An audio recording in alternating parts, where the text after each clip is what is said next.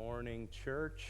I'm super excited to be back here at the Naperville campus. I was here a couple months ago, actually, for your last banquet lunch, so I was kind of bummed out that I missed it. I guess I'll have to come back on the 17th. But my name is Ethan Wentzlaff. I have been serving at our Sugar Grove campus for just over a year. I have the honor and privilege to help run our student ministry youth group between 6th grade and 12th grade, and then I get to work with our young adults. We have a young adult ministry between ages 18 and 29, so I'm excited to do that, and occasionally I get the really cool opportunity to preach, so I'm excited to be here and continue our study in the book of Daniel. But before we get any further, let me just open our time in a word of prayer. Dear God, thank you for today. Thank you for giving us this opportunity. Thank you for giving us this book that is Daniel, and thank you for giving me this opportunity to just share out of the book of Daniel. Just pray that this will be your sermon, Lord, and that I will be preaching your words, and that the people in the crowd can hear what you need them to hear. Just pray that my words can be clear and that I can translate your word. In your name, amen. All right, so basically what we have looked at through the book of Daniel so far is in chapters 1 through 5, we've seen Daniel pulled out of his home. And he was brought into the Babylonian Empire, and we've seen Daniel faithfully serve under multiple kings. We've seen Daniel serve under King Nebuchadnezzar. We've seen Daniel serve under King Belshazzar. And this week, when we open the text, we're going to see that Daniel is serving under, yet again, a new king. He's serving under King Darius, and this is something I never noticed growing up, but yeah, Daniel is in a new empire. We saw at the end of the chapter last week, the Medes came in and they took over the Roman Empire. So we are now in the Medo-Persian Empire, and Daniel has moved around a ton in this book. And when I think about being moved around and being traded, I think about sports. And if you're a surface level fan of sports, you may look at it, okay, Team A versus Team B, they have whatever players they have, they're going to battle it out for the top place. But if you're actually in tune with sports, you know it's a little more complex than that. And each and every player is on any team because they were acquired for a certain reason. So the first example I want to throw up, I got Steve Young up on the screen. Steve Young is a pretty blurry picture, but Steve Young was traded to the San Francisco 49ers. And Steve Young's story is a story of patience. Steve Young sat on the bench for 8 seasons before getting his chance to run the team. And not that these seasons were bad. He won 2 Super Bowl rings while sitting on the bench. But he had to learn and he had to grow as a player. So then when he got the chance to start, he was ready. And he took the 49ers to win another Super Bowl in his first year starting. Another example I want to highlight is Olden Polynice and Scottie Pippen. We see in the 1987 draft, the Seattle Supersonics selected Scottie Pippen 5th overall. And then the Chicago Bulls selected Olden Polynice 8th overall. And they kind of looked at their trades, they looked at each other, and they were like, okay, well, I like your guy better than my guy. And they worked out a deal, the Supersonics and the Bulls worked out a deal where Pippen was traded for Olden. And now if you've never heard the name Olden, I never heard the name Olden either. Olden turned out to be a classic draft bust. And Scottie Pippen would go on to win 6 titles with Michael Jordan. He turned out to be the perfect complementary tool, the perfect piece for Michael Jordan. You can throw on the next picture. They won 6 championships together. And this is because Scottie Pippen was willing to be on a team. He was like, okay, I'm being traded. That picture, they were smiling, but they really had no choice where they ended up. They had to play for that team, and it's all about their attitude when playing for that team. Last trade I want to highlight is a trade that never even happened. So tight end for the Patriots, Rob Gronkowski, there were rumors of him getting traded to the Detroit Lions. And he came out and said, hey, if you trade me to the Lions, I'm going to quit football. I'm going to be done playing football. He said, I would rather not play for that team than play at all. So he came out with that information, and he ended up not getting traded. But we see that he wasn't willing to go with the flow. He wasn't willing to go wherever the teams and the organizations sent him, because as a pro athlete, it can be really exhausting. You're just a pawn. You're a piece in the bigger organization's game. And we see that throughout this whole book, Daniel has been a piece for God. Daniel has had the ability to trust in God. Daniel is a huge player, huge important player for God's team. And Daniel, through this book, has been able to trust God's plan. And as we open the chapter today, we're going to get to see even further how Daniel trusts God's plan. But go ahead, turn to chapter 6 in the book of Daniel if you haven't already. But as we open this book, you're going to realize, hey, I know this story. I know this. This is Daniel and the lion's den. This is one of the most iconic texts in all of the Bible, and certainly something I grew up watching on Veggie Tales and hearing about in Sunday school. So as we dive into this, let's try to look at this in a new perspective, in a way we haven't looked at it before, because whenever I looked at this before, I focused on three things. I focused on, okay, Daniel prayed 3 times a day, God shut the mouths of the lions, and then Daniel prospered. We're going to see that, yes, those are important things, but there's so much more meat, and I was not giving this text enough credit that it deserves. So let's dive into Daniel chapter 6. I'm going to read verses 1 through 9 to start us off. It says, "It pleased Darius to set over the kingdom 120 satraps to be throughout the whole kingdom, and over them 3 high officials, of whom Daniel was one of, to whom these satraps should give account, so that the king might suffer no loss. Then Daniel became distinguished above all the other high officials and the satraps, because an excellent spirit was in him. And the king planned to set him over the whole kingdom. And the high officials and the satraps sought to find a ground for complaint against Daniel with regard to the kingdom, but they could find no ground for complaint or any fault, because he was faithful, and no error or fault was found in him. Then these men said, 'We shall not find any ground for complaint against Daniel unless it is in connection with the law of his God.' Then these high officials and satraps came by agreement to the king and said to him, 'O King Darius, live forever. All the high officials of the kingdoms, the prefects, the satraps, the governors, the counselors are agreed that the king should establish an ordinance to enforce an injunction that whoever makes a petition to any god or man for 30 days, except to you, O king, shall be cast into the den of lions. Now, O king, establish the injunction and sign the document so that it cannot be changed, according to the law of the Medes and the Persians.' Therefore, King Darius signed the injunction." The first thing I want us to take out of this when trusting God's plan is we have to trust God's placement of us. Much like Daniel in our own lives, we are where we are for a reason. If we truly believe the truth that's in the Bible and what we've been reading in the book of Daniel is God is sovereign. Where we are for a reason. Why are we there for that reason? And I think about this. I love that our corporate prayer was about someone who doesn't know Jesus.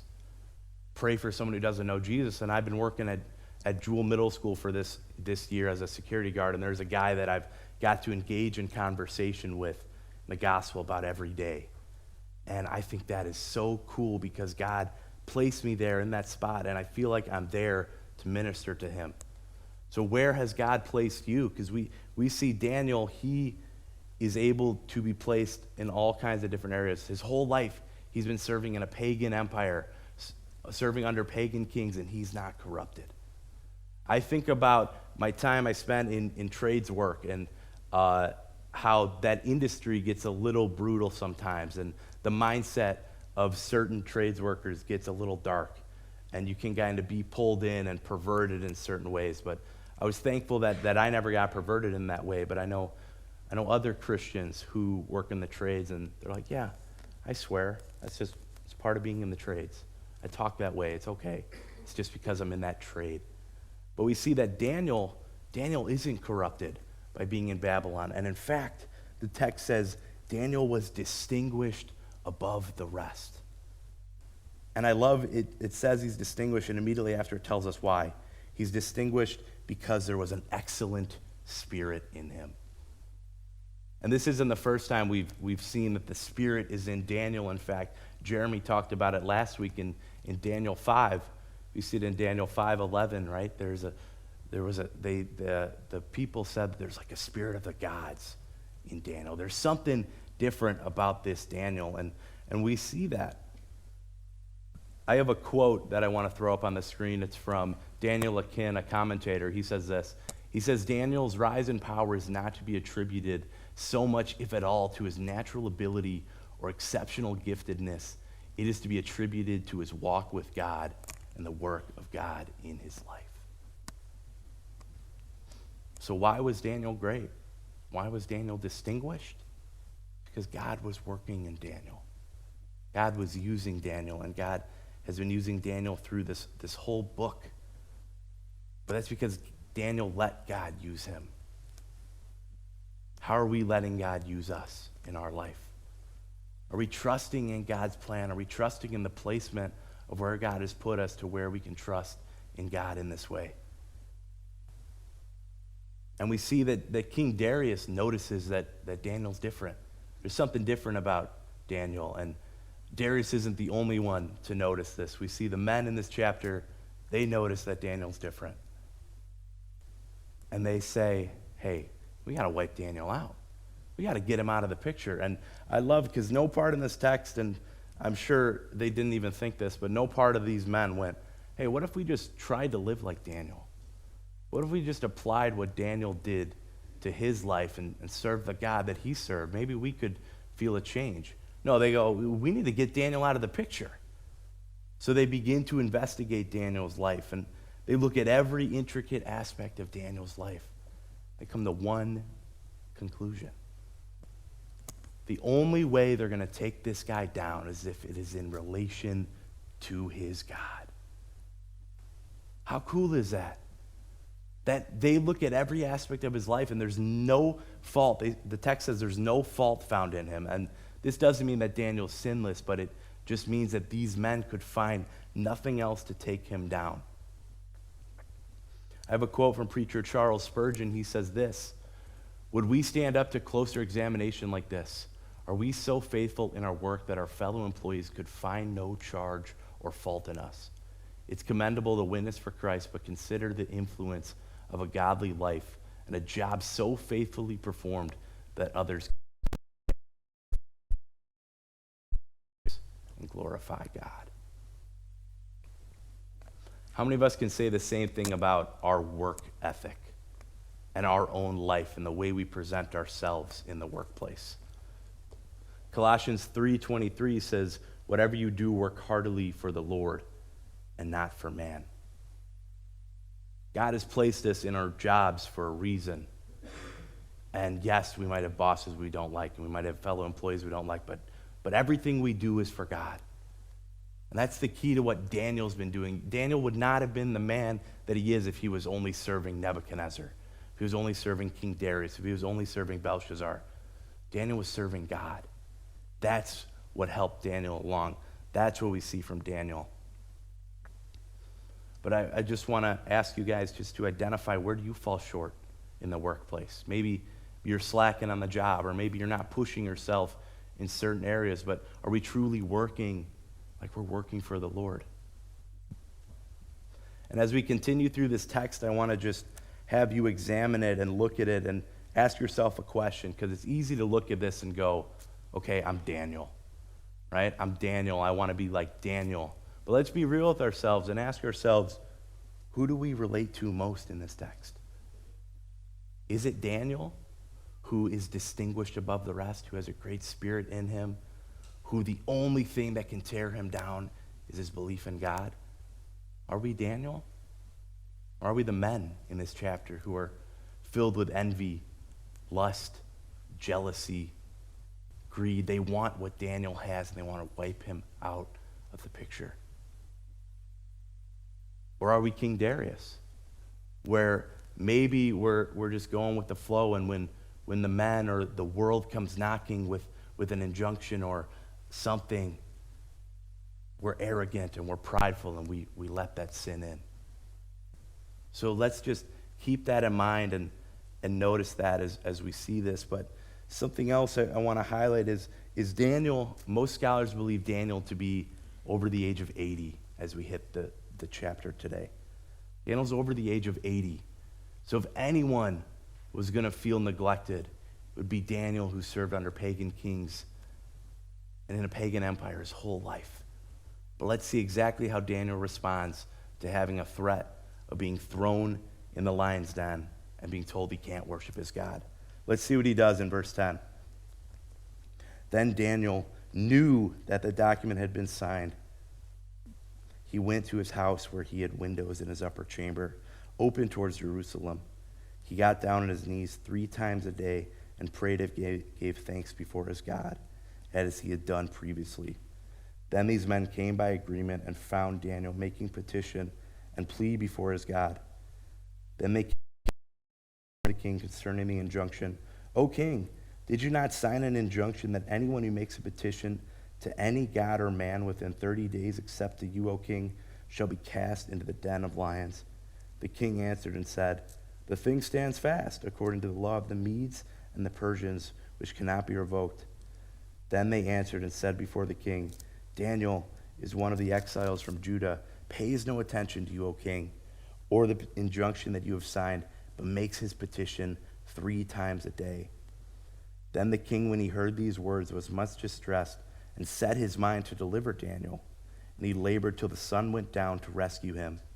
Then these men came by agreement to the king and said to the king, now, O king, that is the law of the Medes and the Persians, that no injunction or ordinance that the king establishes shall be changed. Then the king commanded that Daniel was brought and cast into the lion's den. The king declared to Daniel, may your God, whom you serve continually, deliver you. And a stone was brought and laid on the mouth of the den, and the king sealed it with his own signet, with the signet of his lords, that nothing may be changed concerning Daniel. Then the king went to his palace and spent the night fasting. No diversions were brought to him, and sleep fled from him. We'll pause right there, but the second thing I want us to take away when trusting God's plan is we want to trust God's purpose for us. Trust God's purpose for us. As followers of Jesus and as Christians, we believe in one simple purpose. We are made to give God the glory. We're made to honor God, and we're made to point others to God. And we see that from Daniel. We see him being able to do this through it all. I love what it says. It says Daniel knew that it was signed. He knew the consequences, but he knew even greater what his purpose was. He knew what he should be doing. I love verse 10. It says, Daniel knew and Daniel didn't care. Right? Daniel knew of the threat. He knew what would happen, but Daniel didn't care. He prayed 3 times a day like he always did. Daniel did as Daniel does. And I also not only want to point out that Daniel prayed 3 times a day, but how long this injunction was. The injunction was 30 days, the text tells us. I think about my own life, and I'll use the Bible app on my phone, and it'll tell you how many days you've been in the app and how often you're in there. And sometimes I'll open it up and go, oh wow, I haven't been in here for 3 days. And I don't even notice that. But how often do we do that in our own life, where maybe we don't pray for a few days, or we don't read our Bible for a few days, or maybe we miss church? How often are we just doing that naturally, just letting that happen? We see that Daniel, even with 30 days, right, 30 days of not being able to pray, he says no. He says, I'm not going to do that. He was so committed to his walk that he wouldn't compromise. Are we so committed to our walk with Christ that we won't compromise? Right? And it said Daniel did as Daniel always did. Daniel could have prayed in his bed. Daniel could have prayed in the shower like I sometimes do. But no, he prayed like he normally did with his windows open. And when I was younger, I always pictured Daniel standing on the windowsill, like screaming out. But the text doesn't say that. It just says his windows were open. Yeah, and the men could look in and see. But This wasn't like cockiness from Daniel. This was confidence that Daniel had. Go ahead, throw up another quote. I got a quote from the same commentator from before, but he says this: Daniel knew that past faithfulness would be no substitute for present faithfulness. Indeed, the past had only prepared him for the present and the future. What are we doing to prepare ourselves for the present and the future? Say, throw back to your school days, or maybe at work you have an evaluation coming up, but pretend we're in school again and you got a test coming up. The teacher's teaching on the topic and you decide, okay, I'm not going to pay attention in class. I'm not going to do the homework. I'm not going to do the study guides. The night before the test, I'm not going to do anything. I'm going to walk right into that test. Is there a chance you could pass that test? Yeah, you could. You could pass that test, but what helps guarantee that you can pass that test? Is if you've been studying, if you've been preparing for that moment. We see that Daniel was preparing for this moment. If you're not actively living out your faith, resisting the flesh, being constant in prayer, studying the word, when the worldly test comes, you will fail. But Daniel, his daily communion with God had set him up for that. Go ahead, you've got another quote to throw up on the screen. It says this: his daily communion with God had so shaped his character that he was ready no matter what. The decision to go to the lion's den had been settled many years earlier. The cost had been counted. To be untrue to his God was not an option. What are we doing in our life to solidify the choices years before in advance? How are we building up our faith? How are we staying in active communion with God? What are we doing? How are we constantly pushing ourselves to grow spiritually? Maybe it's as Cisco said, maybe you need to join a small group. Or maybe you need to find an accountability partner. Or maybe you just need to open your Bible, start reading it more often. Maybe you need to pray more. What are you doing to better yourself? Like Daniel was. Because Daniel knew that this was his purpose. This was his purpose. This is our purpose as Christians. God has created us to worship him. How are you preparing yourself for that? How are you actively doing that? Something else I want to highlight is just how relationships matter. And we see how the men, they do hate Daniel.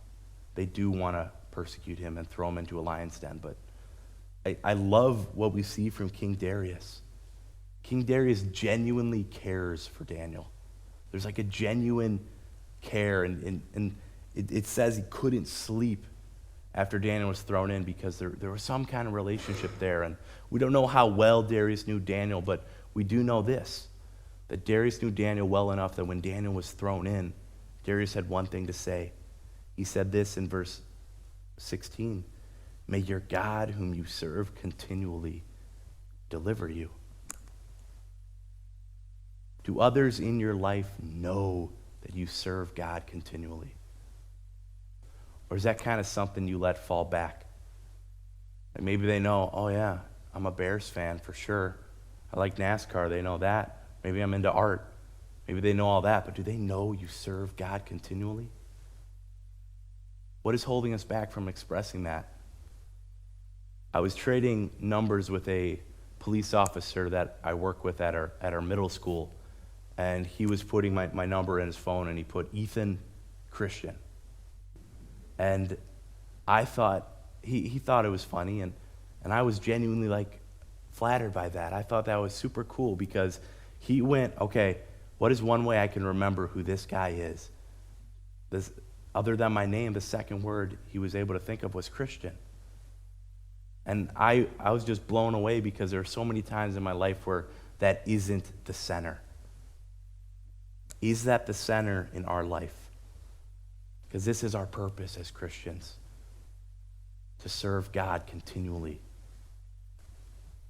Let's close out our text. Pick back up in verse 19. It says, "Then, At break of day, the king arose and went in haste to the den of lions. And as he came near the den where Daniel was, he cried out in a tone of anguish. The king declared to Daniel, "O Daniel, servant of the living God, has your God whom you serve continually been able to deliver you from the lions?" Then Daniel said to the king, "O king, live forever. My God has sent an angel and shut the mouths of the lions, and I have not been harmed, because I was found blameless before him. And also before you, O king, I have done no harm." Then the king was exceedingly glad and commanded that Daniel be taken up out of the den. So Daniel was taken up out of the den, and no kind of harm was found on him, because he had trusted in his God. And the king commanded that those men who had maliciously accused Daniel were brought and cast into the den of lions, they, their children, and their wives. And before they reached the bottom of the den, the lions overpowered them and broke all their bones in pieces. Then King Darius wrote to all the peoples, nations, and languages that dwell in all the earth, "Peace be multiplied with you. I make a decree that in all my royal dominion people are to tremble and fear before the God of Daniel. He is a living God, enduring forever. His kingdom shall never be destroyed, and his dominion shall be to the end. He delivers and rescues. He works signs and wonders in heaven and on earth, in the power of the lions." So Daniel prospered during the reign of Darius and the reign of Cyrus the Persian. The last thing I want us to take away when trusting God's plan is we need to trust that God's point will be made. Much like it is with Darius here, but so many times in my life I'll watch a movie or I'll read a book and I'll be talking to someone else about it, and in our conversation it becomes clear that one of us just didn't understand the story. One of us kind of missed the point. And that's something we do a lot with Daniel, is we miss the point. We see here that Daniel was faithful and that God saved him, and then in the end Daniel prospered. So our takeaway could be do good, get good, right? That's the takeaway. If we do good, good things will come to us. But that's not the point. That's not what this is teaching. We see in Hebrews 11 that after the hall of faith was listed, you have the author say this: others suffered mocking and flogging and even chains and imprisonment. They were stoned and they were sawn in two and they were killed with a sword. Right? The promise isn't that we will prosper. We'd love to think that, and we will in eternity, but not in this life. We have Jesus say this on the Sermon on the Mount in Matthew 5. He said, "Blessed are you when others revile you and persecute you and utter all kinds of evil against you falsely on my account. Rejoice and be glad, for your reward is great in heaven. For so they persecuted the prophets who were before you." The point isn't do good, get good. The point, I think we can see at the end of verse 23, says no harm was found on Daniel, not because Daniel was great, not because Daniel did things that made him better. No, it says because he trusted in God. That's what separated Daniel. He trusted in God. He knew God was sovereign, that God was in control.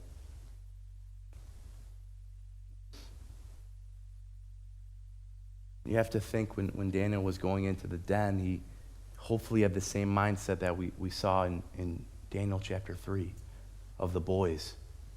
Right? We're not going to bow to your God. We're not going to do that because our God will save us. But even if he doesn't, we won't compromise.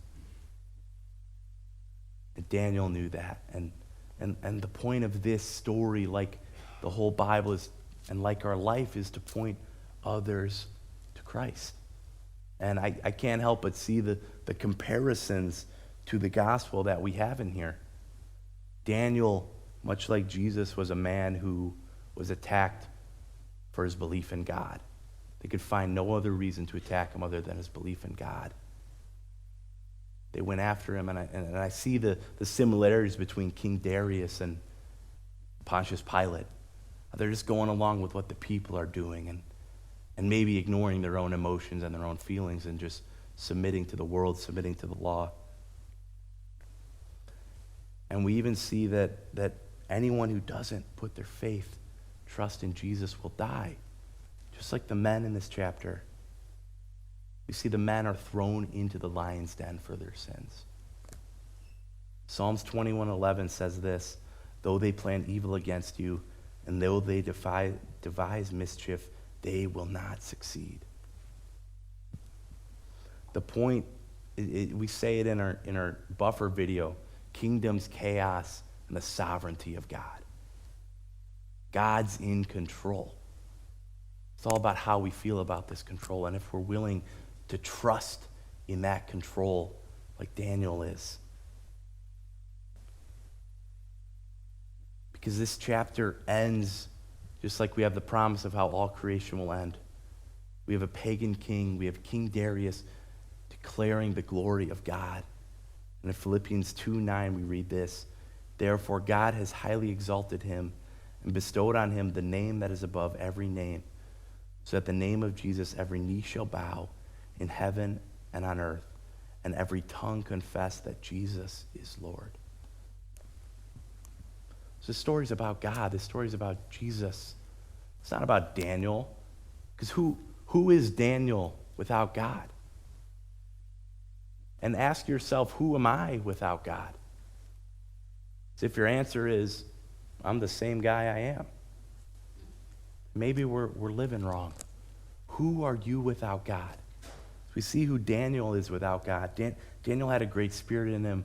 Daniel trusted in God, and that's what got Daniel where he is. So through this book, we can take this and we can take Daniel's example and we can trust God's placement of us. We can trust God's purpose for us, and we can trust God's point will be made. But I just want to ask you as I close out, what is holding you back from trusting in God the way Daniel did? Because once Daniel was thrown into the lion's den, Daniel had zero control over what happened after that. We like to look at it, Daniel prospered, Daniel was great in the end. But once Daniel was thrown in there, it was all up to God. And God chose to shut the mouths of the lions. And Daniel knew that no matter what would happen, he was going to trust in God. He said, if my story ends here, I love how we don't see any dialogue from Daniel until after he comes out of the lion's den. Daniel has no control over what happens here. He's thrown in, and then God takes over. What's holding us back from trusting in God this same way?